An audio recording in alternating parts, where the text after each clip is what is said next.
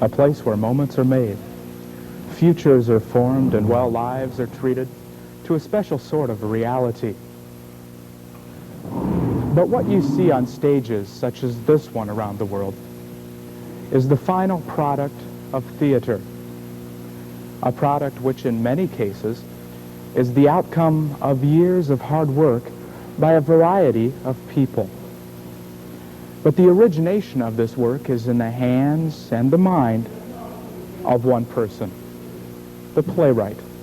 Some critics may argue as to whether that particular person is the most important aspect of the play, such as, well, without actors, the play would never get read, or that the director's interpretation may be better than that of the author's. But simply put, without anything written down, nothing else would happen. I could read you information directly from a theater textbook such as this one, but information is better absorbed through first-hand sources. Hence, I give you playwright Robert Patrick. And after 3 years of watching people put on a play a week, I must have learned something by osmosis, because I got an idea for a play. Had never dreamed of playwriting. I put it on, I got a lot of attention for it, I liked the attention. I did another one, and I had a lot of drive, and before long they told me I was the most produced playwright in America, and then I got to be the most published, and started making money from it. For the most part, we'll agree that the money is good, though some may argue as to whether Robert Patrick is the most published playwright.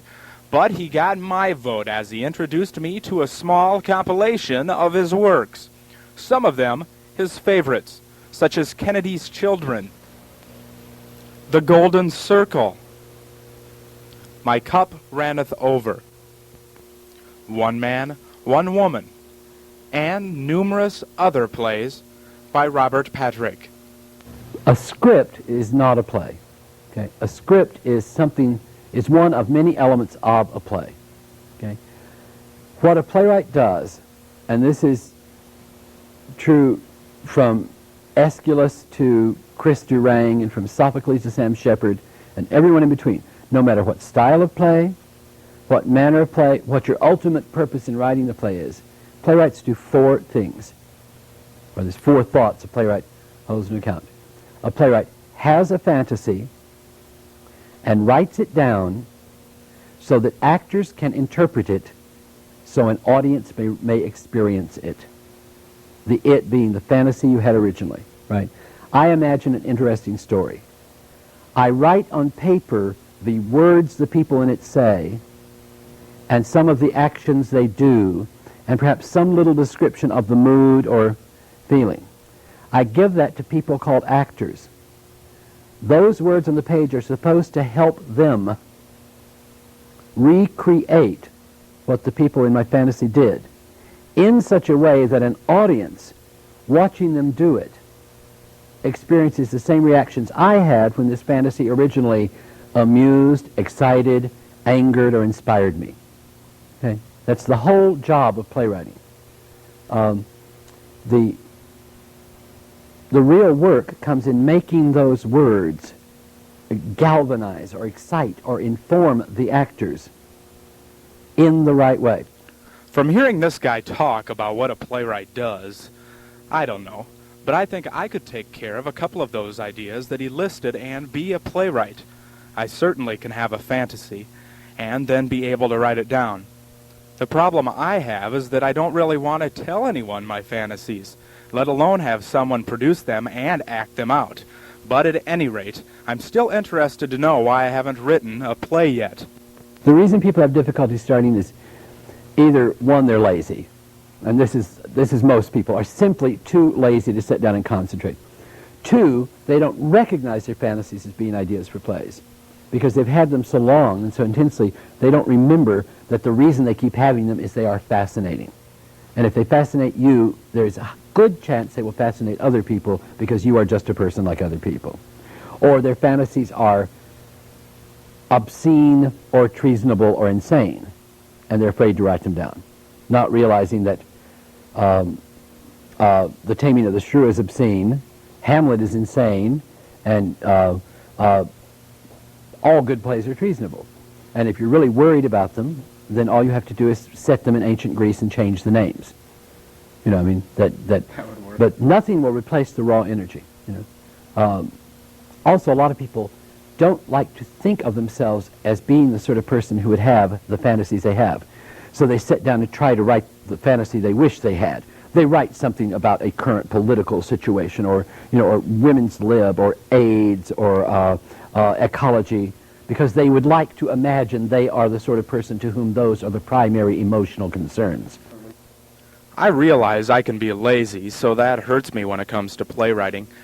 Yet to my advantage, I can be obscene, insane, and I certainly understand that I won't be writing about a current political situation because, well, I don't know of any. Still, having a fantasy doesn't really constitute the basis for a play, in my estimation. And as a playwriting student, I'm still frustrated with my first question I asked Robert Patrick, and that is, where do I really get my ideas to create a play? The first question playwriting students ask you is, where do you get your ideas? And, and playwrights just sag when they hear that question, because our answer is, how do you avoid getting them? Every minute, somebody passes in front of you, or you hang up a phone having altered a relationship, or the TV comes on and some hideous situation is on it. You know, how do you avoid getting ideas for plays? Everything around you is conflict, character, you know. But the real reason that that's a silly question is everybody has ideas for plays. Everyone in the world has recurrent, detailed, fascinating fantasies that they rerun in their minds over and over and over. So the primary work of a play, which is thinking up a fantasy, not only is not something you have to learn to do, it's something you're doing now, have been doing since the minute you were born, some Freudians claimed before, and will be doing helplessly till the moment you die. It is having a fantasy. I mean, right now, you're thinking of what you thought I would be like to interview and the difference between that and what I'm really like, or you're thinking of your next question and what you hope I'll say, or you're thinking of a date you had last night and how it went, or how you wish it went, or how you hope your date tonight will go, or a quarrel you had with your parents, or, I mean, a confrontation you're going to have with your landlord. Or how I don't say very much. Yes, yes. And all of that is, that's all a playwright does. They just write down what the people say. Robert Patrick went on to say that playwrights just create a feeling, an image, a movement. Just as most great painters aren't inspired by the subject matter they are painting, it's the colors and forms that enhance their work, and the subject matter is chosen by the unconscious or the fashions of the time. So from what I understand, style is everything, and the subject matter doesn't mean a great deal. The subject matter means nothing in a work of art. Style is everything. So it's usually a particular style of presentation that inspires an artist. A form, like it may be a formal trick you want to play with, like the alternating monologues. It may be a tone of voice. Like I'm sure Tennessee Williams started many of his plays just because he loved that lilting southern voice. And he'd just start writing speeches in that, and that would suggest characters and stories up out of his subconscious. But very seldom do you say, why, I'm going to write a play to prove that delicacy and sensitivity are destroyed by brutality. You know, you don't start from a cold, hard, fixed premise like that and come up with a brilliant poem like A Streetcar Named Desire. I'm sure the character of Blanche, you know, and the character of Stanley rose up in his mind, and he wrote the exciting, tormented, twisted, sexual story between them. And after he'd finished, he looked and said, you know, and then he could say, oh, I see, this play grows out of my fear that sensitivity will be destroyed by brutality, and that tells you how to neaten it up. Usually what the play says is the last thing you decide on. Unless you're writing, you know, one of those plays of the week or movies of the week on TV where someone says, gee, we ought to do something about rape, it's very popular. And then they pull a lot of statistics together and create mechanical characters and a mechanical plot, you know, that says whatever is politically correct this year. But that's the kind of plays you get if you think, generally if you think of what you want to say. Mostly it's a feeling, an image, a movement, you know. Ironically enough, Mr. Patrick pretty much agreed with my conclusions on playwriting. He also agreed with what the theater text had to say about the subject for the most part, such as how the playwright is in control at the outset, yet is the most peripheral figure in the theater event. He tries to curb that irregularity or abnormality by lending his hand to the directing aspect of theater. But a playwright who knows theater is always run. In my case, I direct my own plays as well. So I always tell the cast, the playwright is out of town. We're now going to make this script work on the stage. What types of advantages do you have or disadvantages of directing the play as the same play that you have written? The advantages of directing my own play is I know where it's supposed to get to. I don't have to analyze it. I know where it's supposed to get.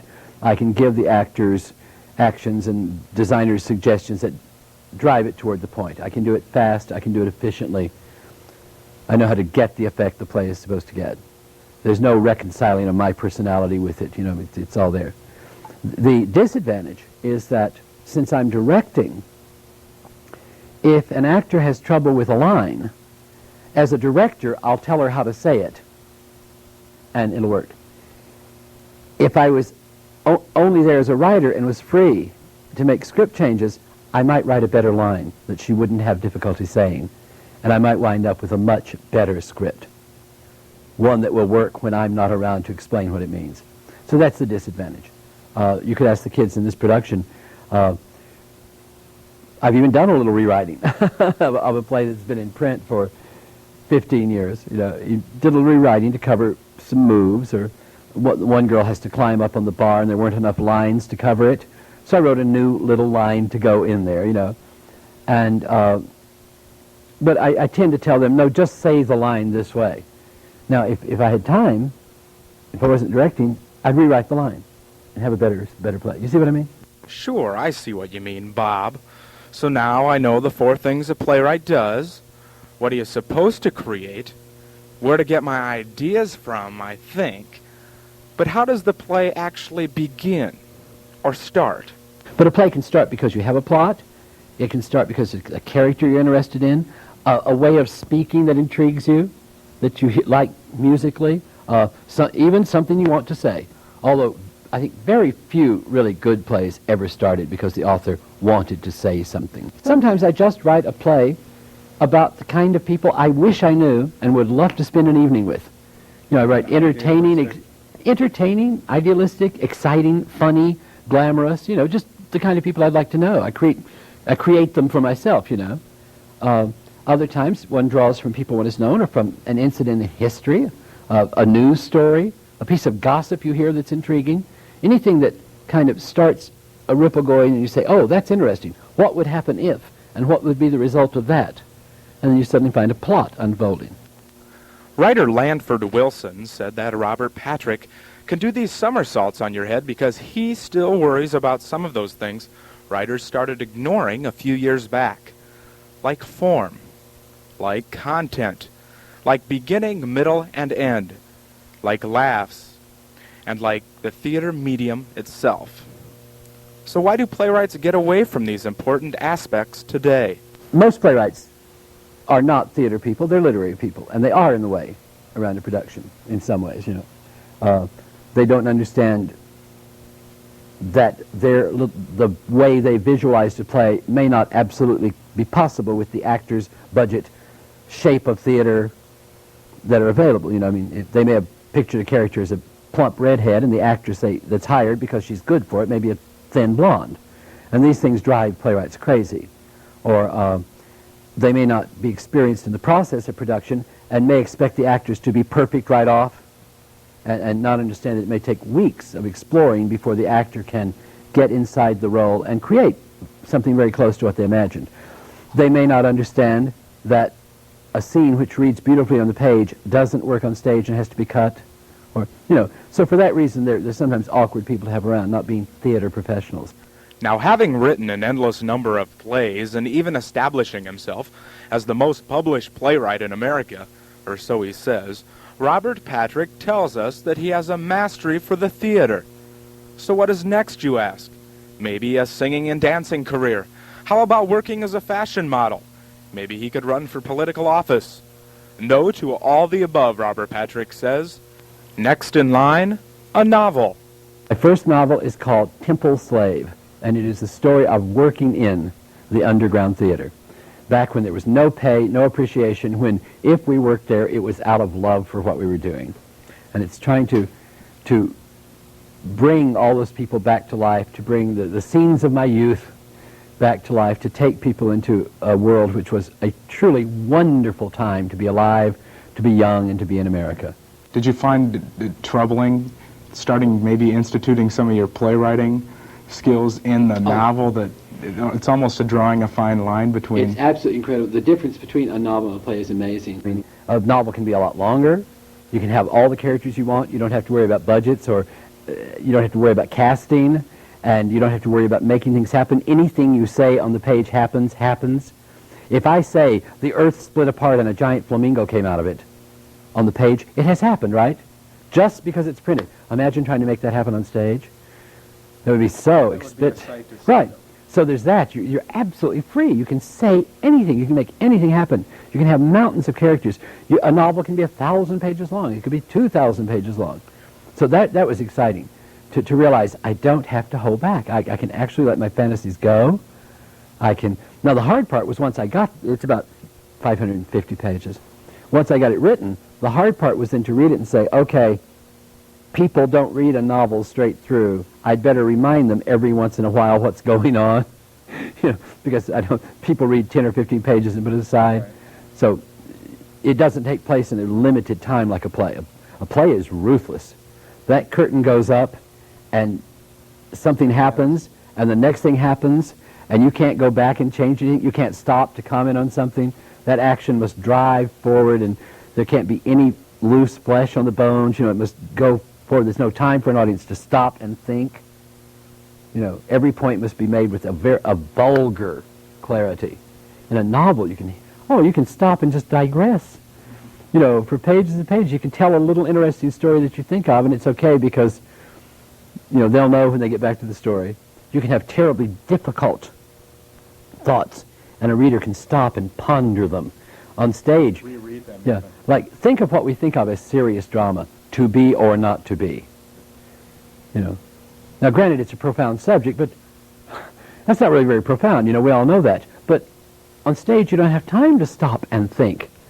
I mean, if somebody presented a truly brilliant, challenging, original intellectual point on stage, the audience would be thinking about it and they'd miss the next 3 scenes. Which may be why so few geniuses have actually chosen the theater for a field. Patrick insisted that persistence is everything while trying to harp a play on someone. If you do it long enough, someone most certainly will put the time and effort into producing it. He also added that it is more difficult now than it was for the playwrights during his underground days on Off-Broadway, yet all aspiring playwrights should keep one thing in mind. Don't worry about playwriting. Playwriting is easy and you know it. Go ahead and do it. Selling them is hard. Work at that.